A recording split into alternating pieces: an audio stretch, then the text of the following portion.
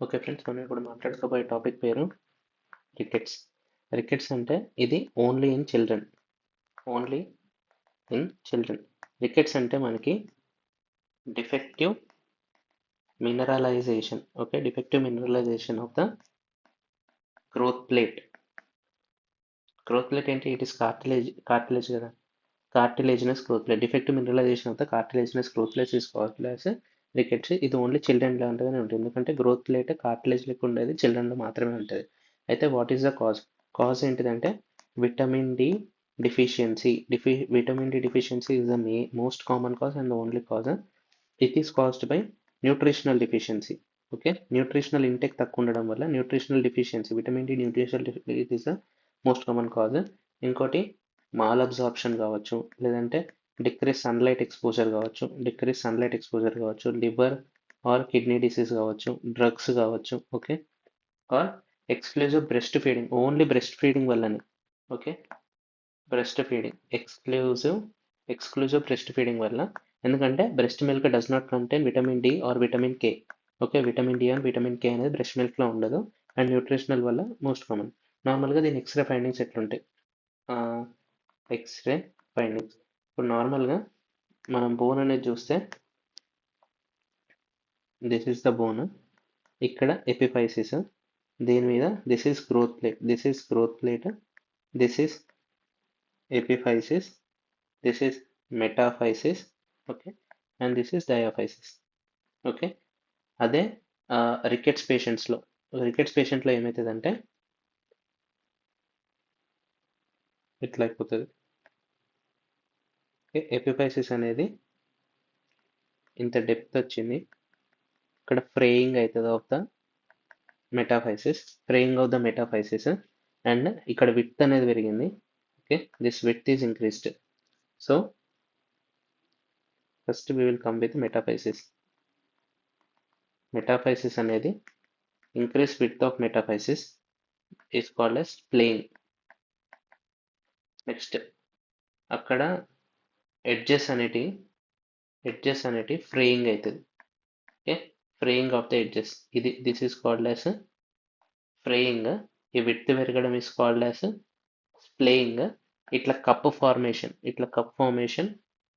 Cupping. Okay, cupping of the metaphysis, fraying of the metaphysis and splaying of the metaphysis. ఇది అయిపోయిన తర్వాత widening epiphyseal growth plate. This is widen epiphyseal growth plate. Okay, so these are the features: fraying, cupping, splicing of the metaphysis of the bone. దాని తర్వాత from top to bottom features చూస్తే, స్కల్లో ఎలాంటి features ఉంటాయంటే cranio టేబిస్ అంటారు. Cranio టేబిస్ అంటే soft skull ఉంటుంది ఇక్కడ. Are ping pong skull అని కూడా అంటారు, పింగ్ పాంగ్ స్కల్. ఇక్కడ ఫ్రాంటల్ బాసింగ్ అనేది జరుగుతుంది, frontal bossing and delayed fontanelle closure. Okay, these are the features on the skull. Next followed by chest దగ్గర ఫీచర్స్ ఏంటిదంటే మనకి non tender blunt costochondral swellings. Non tender blunt costochondral swelling, దీన్ని ఏమంటారంటే rachitic rosary అంటారు. Okay, scorbutic rosary అనేది it is seen in vitamin C deficiency. ఇది next chest దగ్గర మనకి పెక్టస్ కార్నియేటం అంటే పీజన్ చెస్ట్ ఇట్లా వస్తుంది outside. Okay, pectus carinatum or prominent sternum అంటారు. ప్రామినెంట్ స్టెర్నమ్ వల్ల పెక్టస్ కార్నియేటం అంటాం. Pectus carinatum is also seen in మనకి మార్ఫన్ సిండ్రోమ్ దాంట్లో కూడా చూస్తాం. నెక్స్ట్ డయాఫ్రమ్ ఏంటిదంటే మనకి రిప్స్ అనేటి సాఫ్ట్గా ఉంటుంది. Okay, ribs are soft, they bend and form Harrison sulcus. ఇది డయాఫ్రమ్ కి సంబంధించింది. Harrison sulcus is formed due to soft ribs and the bending of the ribs.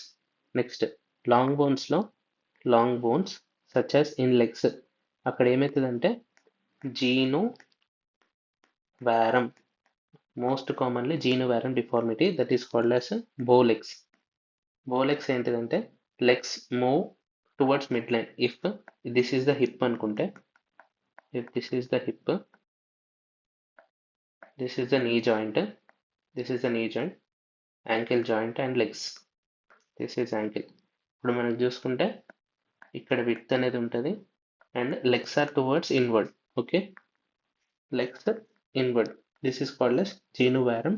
Bow legs, both legs are towards the midline. If this is the midline, both legs are towards the midline. This is called as genu varus. Genu varus is called as bow legs. So these are the features. ఇప్పుడు rickets దగ్గర ఏమైతుంది, rickets దగ్గర what are the serum features? మనకి decrease vitamin D ఉండడం వల్ల, sorry, vitamin D అనేది తక్కువ ఉండడం వల్ల this causes decrease serum calcium. Serum calcium తక్కువ ఉండడం వల్ల it results in increase PTH. Increase PTH పెరగడం వల్ల decreases PO4. So these are the features. And increase ALP. This is due to hyper active osteoblast. Hyper active osteoblast వల్ల alkaline phosphatase అనేది పెరుగుతుంది. So in rickets there is decrease in serum calcium, decrease in serum phosphate, increase in PTH, and increase in alkaline phosphatase.